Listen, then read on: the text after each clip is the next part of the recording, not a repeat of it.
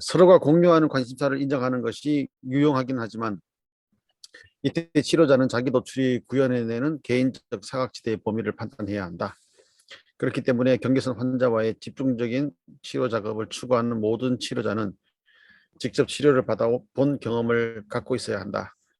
개인 치료를 종결한 후에는 혹독한 자기 분석을 계속해 나가야 하며 필요하다면 자문도 구해야 한다. 하지만 샌들러는 다음과 같은 측면도 있다고 지적했다. 전문가로서 양심은 흔히 치료자의 비합리적 대응을 전적으로 그 자신의 사각지대로 간주하도록 하지만 때로는 그 비합리적 대응을 치료자 자신의 기질과 환자가 강요하는 역할의 반사적 수용 사이에 형성된 타협 형성으로 보는 것이 유용할 수도 있다. 여기서 개인적인 사각지대라는 얘기는 퍼스널 블라인드 스팟을 번역한 얘기예요. 그 자기의 맹점이라고 하는 얘기죠. 치료자의 자기 노출이 구현되는 개인적 사각지대의 범위를 판단해야 된다 하는 얘기는 결국 자기가 분석되지 않은 상황에서 그래 자기의 이슈가 많이 있는데 자기가 해결하지 못하고 있는 많은 이슈들을 가진 채로 내담자를 돌볼 때 생기는 여러 가지 어려움들을 얘기하고 있어요. 정신분석적인 용어를 사용한다면 주관적인 역전이 자기 히스토리 속에서 자기 안에서 해결하지 못하고 있는 어떤 심리적인 이슈들 그로부터 오는 여러 정서들을 주관적인 역전이라고 얘기를 할 수 있겠죠.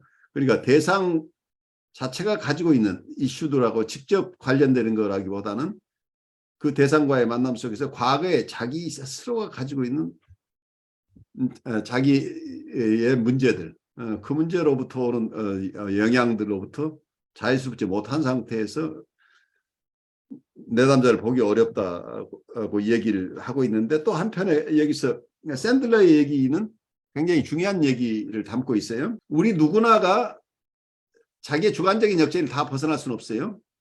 그러니까 우리가 느끼는 정서 속에서는 내담자의 전이로부터 오는 유입된 정서가 있고 이걸 객관적인 역전이라고 얘기를 하는데 직접적인 내담자로부터 오는 것이라기보다는 자기의 히스토리 속에서 해소하지 못하고 있는 자기의 숨은 문제들로부터 오는 정서들이 함께 있을 수 있는데 너무 빨리 이게 모든 게 내 탓이라고만 여기게 된다면 내가 충분하게 훈련되지 않아서 이 정서가 내 문제일 거야 라고 너무 쉽게 그렇게 판단하게 되면 내담자로부터 유입되어 온 정서를 우리가 잘 이해할 수 없다는 얘기예요. 그래서 여기는 내 문제를 직접 해결하는 자리가 아니고 간접적으로 내가 스스로 내 통찰도 넓어지긴 하지만 내담자를 돕는 게 지금 포커스니까 주관적인 역전이와 객관적인 역전이가 섞여 있다고 할 때는 우선 객관적인 역전이가 어떤 것인지를 철저하게 봐야 된다는 얘기입니다. 그래서 도저히 내담자의 영향이 아니고 순수하게 자기 거라고 하는 부분이 있을 때 그때 나머지 부분으로 자기의 주관적인 역전을 자기가 받아들이는 건 좋은데 너무 빨리 성급하게 이게 다 내 탓이라고 하는 것 자체는 도움이 되지 않는다 하는 얘기를 제가 나눴었는데 여기서 샌들러의 얘기도 비슷한 얘기예요. 우리가 누구나가 우리의 맹점, 우리의 사각지대, 우리가 해소되지 못한 어떤 정서적인 이슈를 가지고 있기는 하지만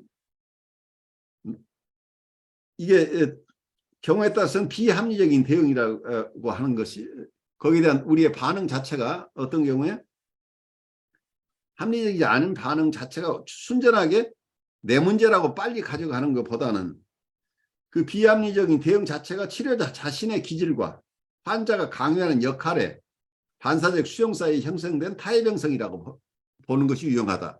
그러니까 어느 한쪽이라고 보지 말고 이게 내 것과 내담자의 것이 섞여 있다고 하는 이런 인식, 거기서 아마 타협 형성이 일어났을 것이다라고 하는 인식 자체가 너무 이분법적으로 보려고 하는 경향을 지금 지적하면서 너무 쉽게 내 것이다 아니면 내담자의 것이다 이렇게 구별하는 이분법적인 사고에서 좀 벗어나서 복합적인 현상을 잘 이해하는 것이 도움이 될 것이다라고 하는 견해로 저는 받아들여져요. 치료자 M이 개미 사육 상자와 관련된 개인 경험을 이야기한 것은 평소에 활용하는 기법과 특히 거리가 멀었다. 이에 대해 돌이켜본 치료자 M은 환자 N이 침투적이고 통제적이며 전능했던 어머니와의 경험이 반복되기를 원하면서도 한편으로는 그것이 반복될까 봐 두려워했었다는 점을 깨달았다. 어머니와의 그 구체적인 형태의 관계가 상연되었다면 환자 N은 친숙한 상황 속에서 자신이 피해자화된 것에 대해 계속해서 비난할 수 있었을 것이다. 그러나 치료자 M은 무의식적으로 어머니 역할의 투사로부터 한 발 비켜섰으며 그 대신 아이의 입장에 동일시했다. 그리고 치료자와 환자는 두 명의 소녀로서 각자의 경험을 공유했다. 그 결과로 샌들러가 설명한 타협 형성이 일어났고 치료자 M은 환자 N이 증오하는 권위적인 인물 대신 또래 친구가 되어 자아의 자원을 빌려줄 수 있었다. 짐작하건대 환자 N이 투사한 대상으로부터 치료자 M이 독립적이라는 사실이 처음에는 환자를 안심시켰고 이후에는 환자를 불쾌하게 했을 것이다. 하지만 치료자 M이 자신의 자기 노출에 대한 환자 N의 시기심 어린 반응을 분명하게 만들고 치료자와 환자가 공통으로 기한 점을 명료화한 덕분에 환자 N은 마침내 이전에 거부했던 문제에 대해 협력적 태도로 도움을 요청할 수 있게 되었다. 여기에 지금 이 저자가 설명하고 있는 것은 제가 다른 퍼스펙티브로 설명을 또 해보는 것도 여러분에게 도움이 될지 모르겠어요. 이분의 전이 정서는 나쁜 대상, 자기를 공감해주지 않는 권위적인 대상으로서 전이가 일어났겠죠. 그럼 이 전이가 역전이로 들어왔을 때 내가 이 사람에게 교훈을 주고 싶어 권위자로서 행동하고 싶어하는 어떤 역전이가 생겨났는데 그 역전이를 내가 컨테인하고 내담자에게 공감하는 입장에 섰다는 거예요. 그러니까 올드 아브젝트로서의 전이가 일어났는데 여기서 나는 뉴 아브젝트, 새로운 대상으로서의 기능을 함으로써 내담자에게 새로운 체험이 일어난다는 얘기죠. 그 얘기를 설명하는데 여기에서는 샌들러의 이론을 가져와서 이걸 타협형성이라고 얘기를 하고 있는데 그게 타협형성이라고 설명하는 것 자체가 저는 별로 마음에 안 들어요. 이렇게 타협형성이라고 하는 것보다는 컨테인하고 그 정서를 이해하면서 공감해주는 역할, 그러니까 조이닝이나 미러잉을 함으로써 내담자가 새로운 체험을 했다 이렇게 설명할 수 있는데 이걸 타협형성이라고 한다면 타협형성이라는 말처럼 애매한 말이 또 없어요. 타협형성이 어떻게 타협형성했느냐. 모든 게 타협형성이에요. 타협형성이라는 용어는 원래 프로이드가 썼던 용어인데 우리는 만족과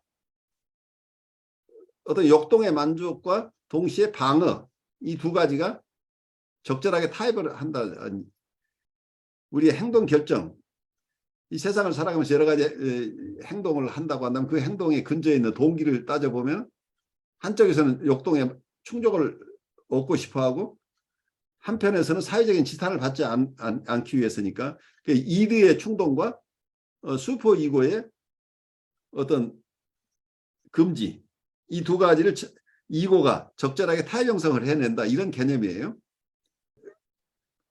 이 타협형성의 이론은 계속해서 사용되지만 이고 사이칼리스트도 타협형성을 굉장히 중요시하는데 문제는 이 타협형성이라고 하는 것은 현상을 설명하는 말로서는 맞아요.